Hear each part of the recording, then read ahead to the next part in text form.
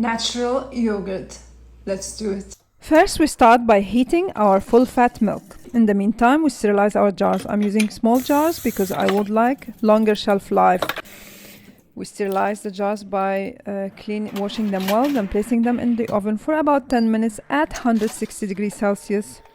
When the milk boils, we switch off and then we allow it to cool to about 45 degrees Celsius.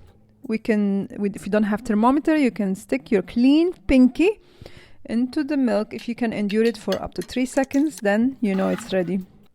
We add our starter, which is an older batch of yogurt. We mix up and we place in the sterilized jars. We tuck them into a warm place. I'm placing them in the oven, but the oven is switched off. You can place them under your bed.